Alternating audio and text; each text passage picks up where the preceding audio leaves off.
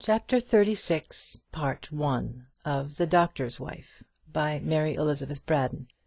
This recording is in the public domain. Chapter 36, Part 1. Between Two Worlds. A solemn calm came down upon the house at Graybridge, and for the first time Isabel Gilbert felt the presence of death about and around her, shutting out all the living world by its freezing influence. The great iceberg had come down upon the poor frail bark. It almost seemed to Isabel as if she and all in that quiet habitation had been encompassed by a frozen wall through which the living could not penetrate. She suffered very much. The morbid sensibility of her nature made her especially liable to such suffering. A dull, remorseful pain gnawed at her heart. Ah, how wicked she had been! How false, how cruel, how ungrateful! But if she had known that he was to die, if she had only known, it might all have been different.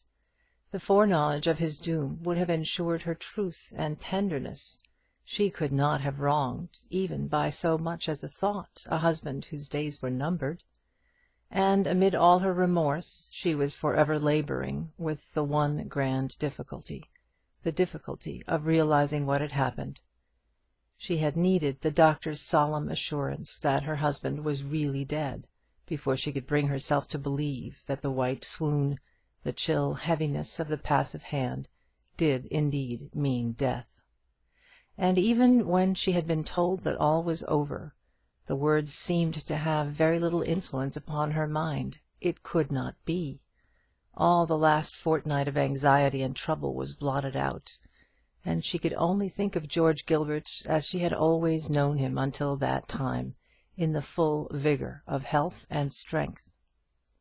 She was very sorrowful, but no passionate grief stirred her frozen breast. It was the shock, the sense of horror, that oppressed her, rather than any consciousness of a great loss. She would have called her husband back to life, but chiefly because it was so horrible to her to know that he was there, near her, what he was. Once the thought came to her, the weak, selfish thought, that it would have been much easier for her to bear this calamity if her husband had gone away, far away from her, and only a letter had come to tell her that he was dead. She fancied herself receiving the letter, and wondering at its black-edged border. The shock would have been very dreadful, but not so horrible as the knowledge that George Gilbert was in that house, and yet there was no George Gilbert. Again and again her mind went over the same beaten track. Again and again the full realization of what had happened slipped away from her, and she found herself framing little speeches, penitent, remorseful speeches, expressive of her contrition for all past shortcomings. And then there suddenly flashed back upon her the too vivid picture of that deathbed scene, and she heard the dull, thick voice murmuring feebly words of love and praise. In all this time Roland Lansdell's image was shut out of her mind. In the dense and terrible shadow that filled all the chambers of her brain, that bright and splendid figure could have no place. She thought of Mr. Colborne at Hurstonleigh now and then, and felt a vague yearning for his presence. He might have been able to comfort her, perhaps, somehow. He might have made it easier for her to bear the knowledge of that dreadful presence in the room upstairs. She tried once or twice to read some of the chapters that had seemed so beautiful on the lips of the popular curate. But even out of that holy volume dark and ghastly images arose to terrify her, and she saw Lazarus emerging from the tomb, livid in his grave clothes, and death and horror seemed to be everywhere and in everything. After the first burst of passionate grief, bitterly intermingled with indignation against the woman whom she believed to have been a wicked and neglectful wife, Matilda Jeffson was not ungentle to the terror-stricken girl so newly made a widow. She took a cup of scalding tea into the darkened parlour where Isabel sat, shivering every now and then, as if with cold, and persuaded the poor frightened creature to take a little of that comforting beverage. She wiped away her own tears with her apron while she talked to Isabel of patience and resignation, submission to the will of Providence, and all those comforting theories which are very sweet to the faithful mourner, even when the night time of affliction is darkest. But Isabel was not a religious woman. She was a child again, weak and frivolous, frightened by the awful visitant who had so newly entered the house. All through the evening of her husband's death she sat in the little parlour, sometimes trying to read a little, sometimes idly staring at the tall wick of the tallow candle, which was only snuffed once in a way when Mrs. Jeffson came into the room, to keep the scared creature company for a bit, she said to her husband, who sat by the kitchen fire with his elbows on his knees and his face hidden in his hands, brooding over those bygone days when he had been wont to fetch his master's son from that commercial academy in the Wareham Road.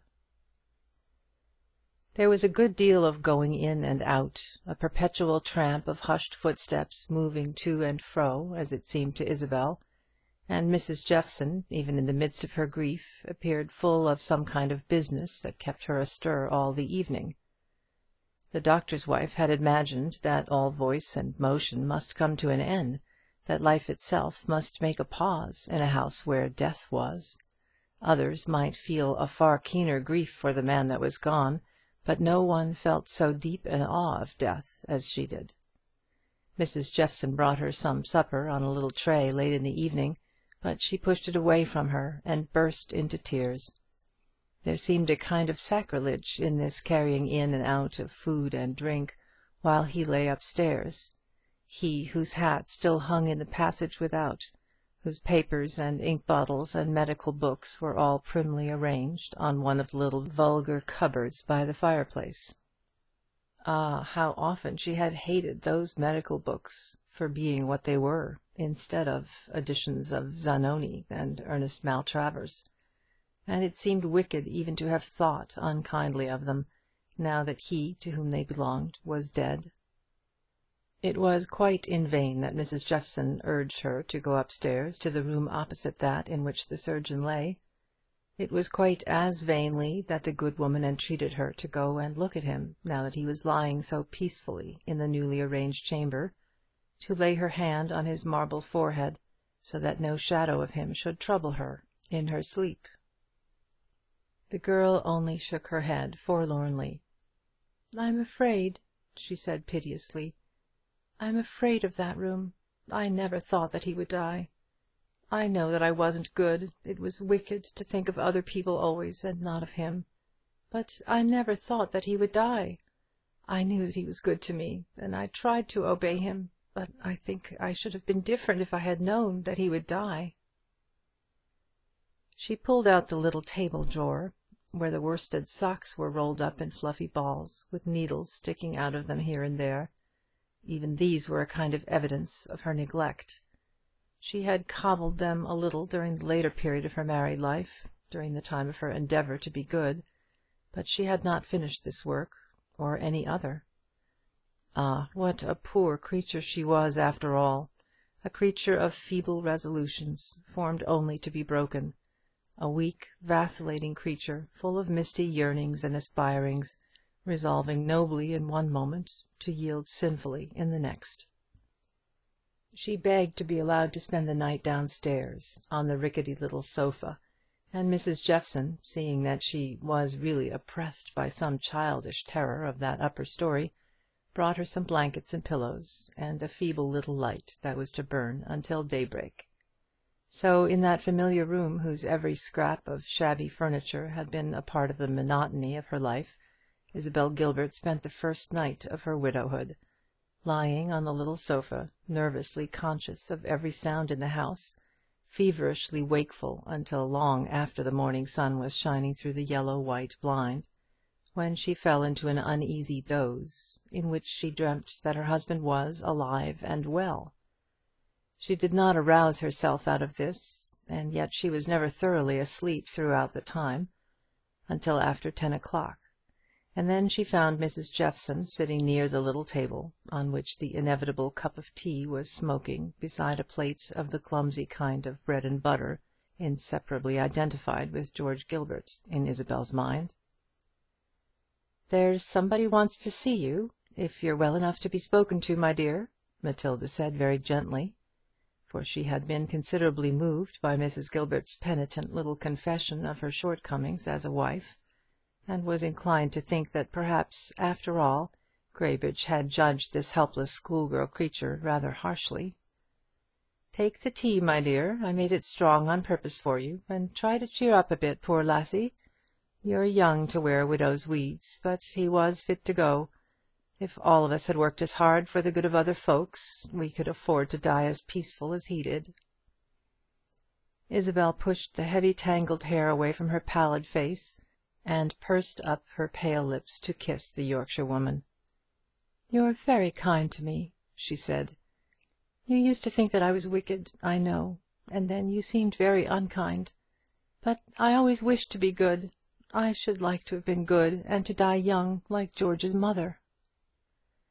It is to be observed that, with Isabel's ideal of goodness, there was always the association of early death. She had a vague idea that very religious and self-denying people got through their quota of piety with tolerable speed, and received their appointed reward. And yet her notions of self-sacrifice were very limited, and she could scarcely have conceived a long career of perfection. She thought of nuns as creatures who bade farewell to the world, and had all their back hair cut off, and retired into a convent, and died soon afterwards, while they were still young and interesting. She could not have imagined an elderly nun, with a long monotonous life of self-abnegation behind her, getting up at 4 o'clock every morning, and being as bright and vivacious and cheerful as any happy wife or mother outside the convent walls. Yet there are such people. Mrs. Gilbert took a little hot tea, and then sat quite still, with her head lying on Matilda Jeffson's shoulder, and her hand clasped in Matilda's rough fingers. That living clasp seemed to impart a kind of comfort, so terribly had death entered into Isabel's narrow world. "Do you think you shall be well enough to see him presently, poor lassie?" Mrs. Jeffson said, after a long silence. "I shouldn't ask you, only he seems anxious like, as if there was something particular on his mind, and I know he's been very kind to you." Isabel stared at her in bewilderment. "I don't know who you are talking of," she said. "It's Mr. Raymond from Conventford. It's early for him to be so far as Graybridge, but he looks as pale and worn like as if he's been up about all night. He was all struck of a heap when I told him about our poor master." Here Mrs. Jeffson had recourse to the cotton apron which had been so frequently applied to her eyes during the last week. Isabel huddled a shabby little shawl about her shoulders. She had made no change in her dress when she had lain down the night before, and she was very pale and wan and tumbled and woebegone in the bright summer light. "Mr. Raymond, Mr. Raymond," she repeated his name to herself once or twice, and made a faint effort to understand why he should have come to her. He had always been very kind to her, and associated with his image there was a sense of sound wisdom and vigorous cheerfulness of spirit. His presence would bring some comfort to her, she thought. Next to Mr. Colborne, he was the person whom she would most have desired to see.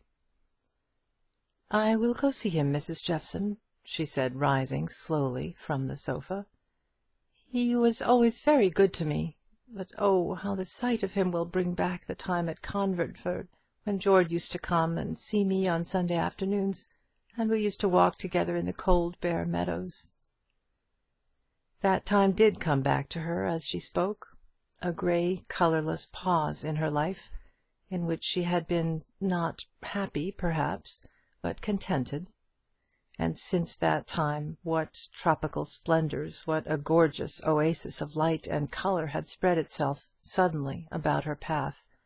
A forest of miraculous flowers and enchanted foliage that had shut out all the everyday world in which other people dragged out their tiresome existences.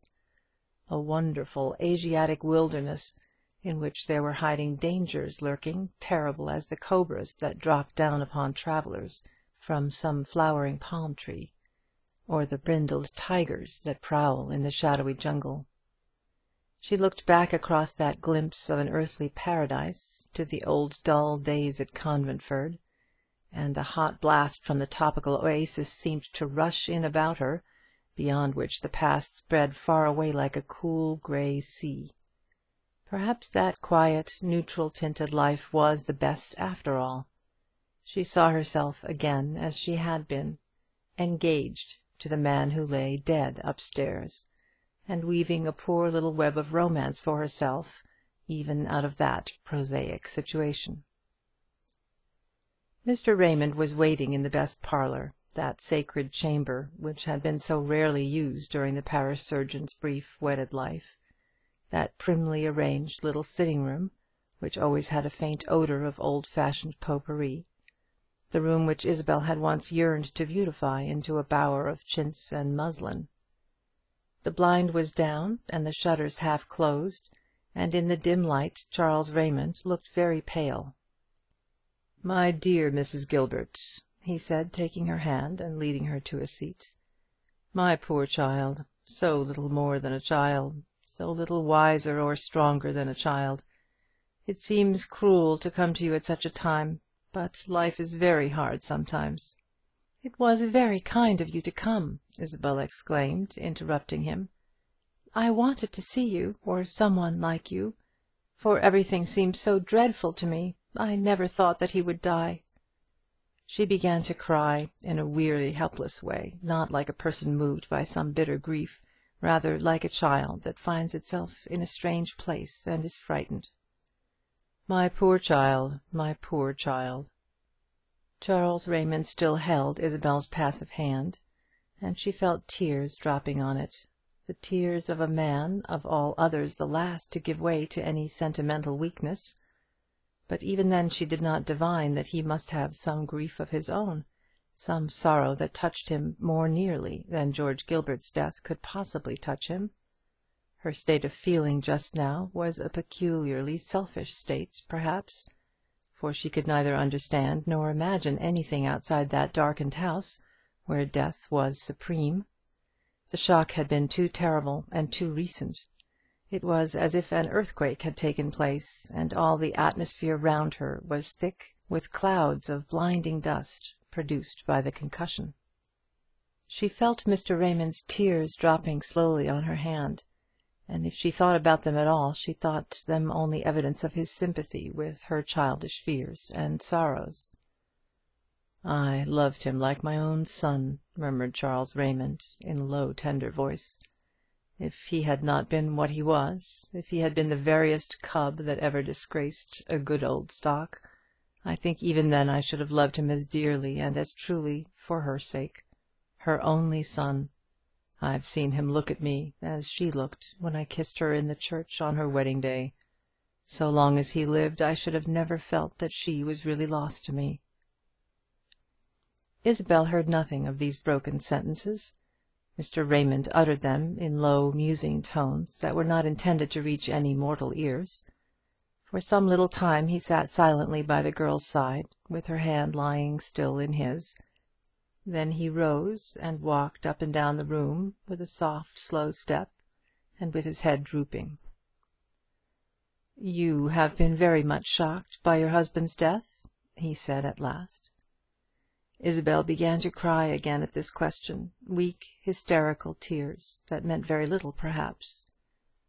"Oh, very, very much," she answered.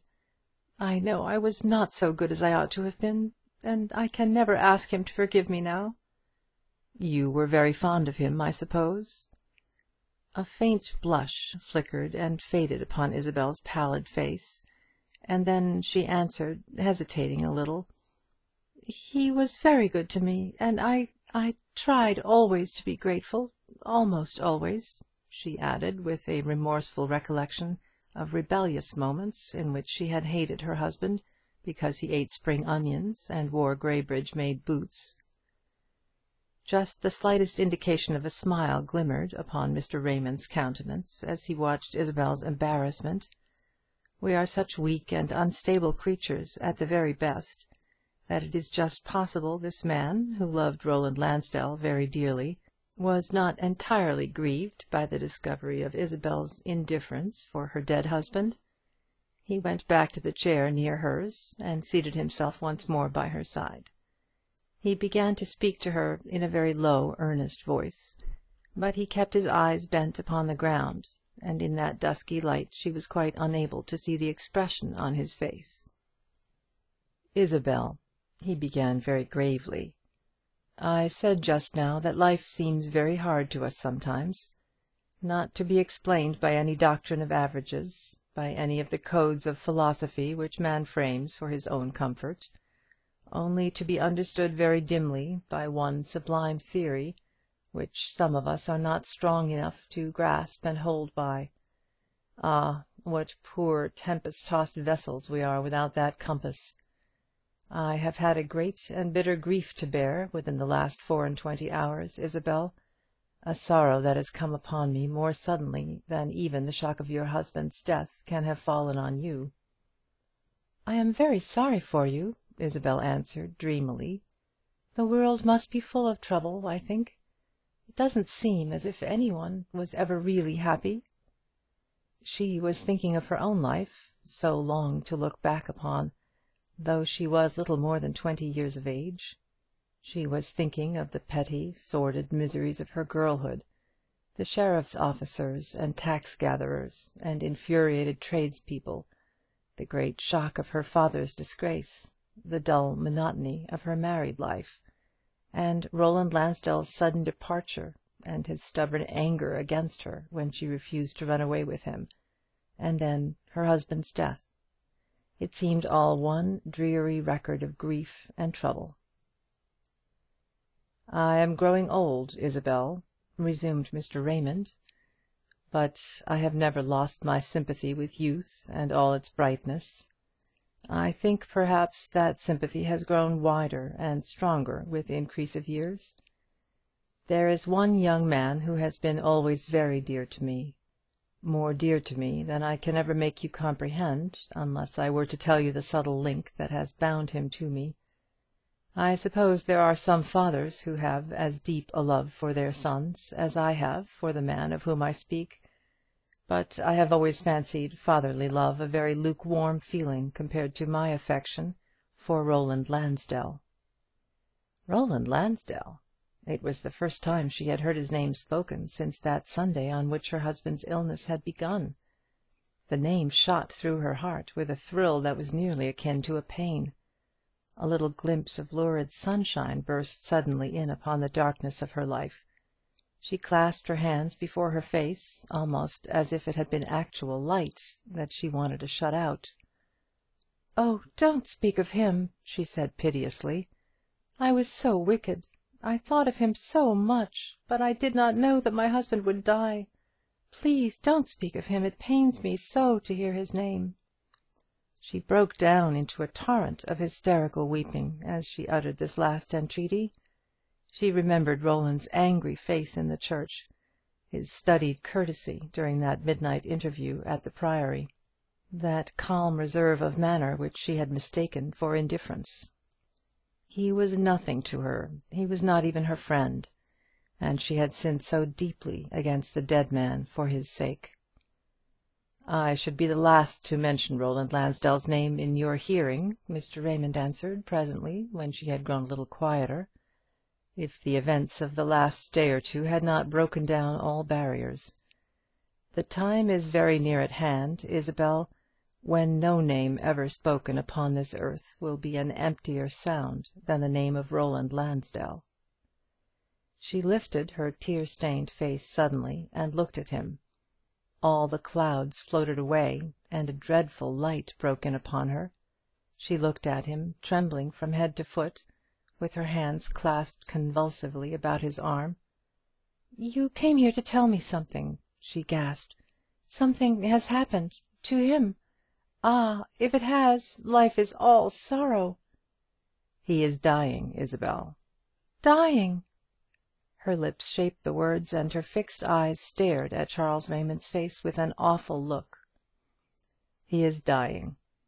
It would be foolish to deceive you with any false hope, when in 24 hours' time all will be finished. He went out riding the other night, and fell from his horse, as it is supposed. He was found by some haymakers early next morning, lying helpless some miles from the Priory, and was carried home. The medical men give no hope of his recovery, but he has been sensible at intervals ever since. I have been a great deal with him, constantly with him, and his cousin Gwendoline is there. He wants to see you, Isabel. Of course he knows nothing of your husband's death. I did not know of it myself till I came here this morning. He wants to see you, my poor child. Do you think you can come?" She rose and bent her head slowly, as if in assent, but the fixed look of horror never left her face. She moved towards the door, and seemed as if she wanted to go at once, dressed as she was, with the old faded shawl wrapped about her. "You'd better get your housekeeper to make you comfortable and tidy, while I go and engage a fly," said Mr. Raymond; and then, looking her full in the face, he added, "Can you promise me to be very calm and quiet when you see him? You had better not come unless you can promise me as much as that. His hours are numbered as it is, but any violent emotion would be immediately fatal. A man's last hours are very precious to him, remember. The hours of a man who knows his end is near make a sacred mystical period, in which the world drops far away from him, and he is in a kind of middle region between this life and the next. I want you to recollect this, Isabel. The man you are going to see is not the man you have known in the past. There would be very little hope for us after death if we found no hallowing influence in its approach." "I will recollect," Isabel answered. She had shed no tears since she had been told of Roland's danger. Perhaps this new and most terrible shock had nerved her with an unnatural strength, and amid all the anguish comprehended in the thought of his death, it scarcely seemed strange to hear that Roland Lansdell should be dying. It seemed rather as if the end of the world had suddenly come about, and it mattered very little who should be the first to perish. Her own turn would come very soon, no doubt. Mr. Raymond met Mrs. Jeffson in the passage, and said a few words to her before he went out of the house. The good woman was shocked at the tidings of Mr. Lansdell's accident. She had thought very badly of the elegant young master of Mordred Priory, but death and sorrow take the bitterness out of a true-hearted woman's feelings, and Matilda was womanly enough to forgive Roland for the wish that summoned the doctor's wife to his deathbed. She went upstairs, and came down with Isabel's bonnet and cloak, and simple toilet paraphernalia, and presently Mrs. Gilbert had a consciousness of cold water splashed upon her face, and a brush passed over her tangled hair. She felt only half conscious of these things, as she might have felt had they been the events of a dream. So presently, when Mr. Raymond came back, accompanied by the muffled rolling of wheels in the straw-bestrewn lane, and she was half lifted into the old-fashioned, mouldy-smelling Graybridge fly, so, all along the familiar high road, past the old inn with the sloping roof, where the pigeons were cooing to each other, as if there had been no such thing as death or sorrow in the world, so, under the grand Gothic gates of monastic Mordred, it was all like a dream, a terrible, oppressive dream, hideous by reason of some vague sense of horror, rather than by the actual vision presented to the eyes of the sleeper. In a troubled dream it is always thus. It is always a hidden, intangible something that oppresses the dreamer. The leaves were fluttering in the warm midsummer wind, and the bees were humming about the great flower beds. Far away the noise of the waterfall blended with all other summer sounds in a sweet confusion. And he was dying. Oh, what wonderful patches of shadow and sunlight on the white lawns! What marvellous glimpses down long glades, where the young fern heaved to and fro in the fitful breezes, like the emerald wavelets of a summer sea. And he was dying. It is such an odd old feeling, this unwillingness to comprehend that there can be death anywhere upon an earth that is so beautiful. Eve may have felt very much as Isabel felt to day, when she saw a tropical sky, serenely splendid, above the corpse of murdered Abel.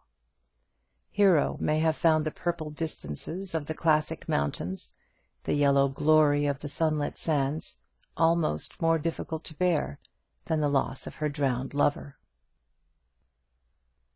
End of Chapter 36, Part 1. Recording by Kirsten Wever.